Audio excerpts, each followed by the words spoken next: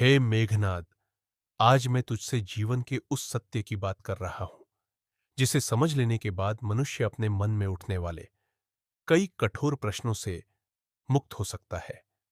तूने अवश्य यह देखा होगा, यह प्रश्न भी तेरे मन में आया होगा कि क्यों संसार में अक्सर एक अच्छा, धर्मनिष्ठ, संयमी और कर्तव्यपरायण पति को एक ऐसी पत्नी प्राप्त होती है जिसका स्वभाव कठोर होता है, जिसकी बुद्धि चंचल होती है, या जो धर्म के मार्ग से भटकी हुई प्रतीत होती है।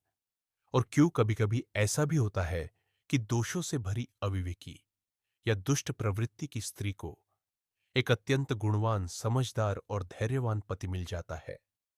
हे मेघनाद, यह कोई संयोग नहीं है, यह किसी देवता की भूल नहीं है, यह प्रकृति की त्रुटि भी नहीं है, यह सृष्टि के संतुलन का विधान है। यह सनातन धर्म का एक गुरु नियम है जिसे समझना हर योद्धा और हर गृहस्थ के लिए आवश्यक है। संसार कभी समान गुणों को एक साथ नहीं जोड़ता, क्योंकि यदि ऐसा होने लगे तो सृष्टि स्थिर हो जाएगी। अग्नि को जलाने के लिए जल नहीं, वायु चाहिए, और उसी प्रकार अत्यधिक सद्गुण को स्थिर रखने के लिए उसके सामने परीक्षा रखी जाती है।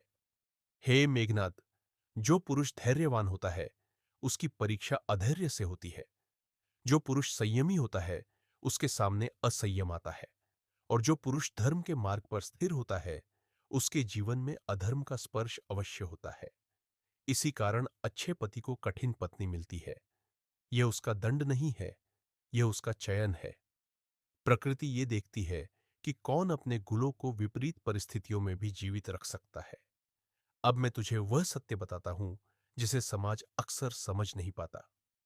हे मेघनाद, जब किसी स्त्री के माता पिता अपने जीवन में पुण्य का संचय करते हैं, सत्य का पालन करते हैं, दान करते हैं, धर्म का भार उठाते हैं और निस्वार्थ भाव से अपनी संतान को समाज को सौंप देते हैं, तो उस पुण्य का फल सीधा उनकी पुत्री के स्वभाव में नहीं उतरता, बल्कि उसके भाग्य में उतरता है।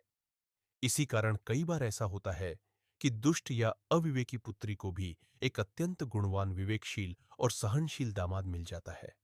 ये उस दामाद की दुर्बलता नहीं होती, ये उन माता पिता के पुण्य का प्रतिफल होता है।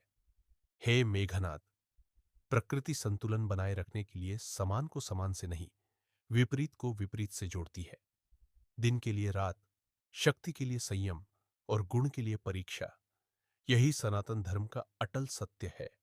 जो इस सत्य को नहीं समझता वह अपने जीवन में क्रोध पालता है, असंतोष को जन्म देता है और धीरे धीरे धर्म से भटक जाता है।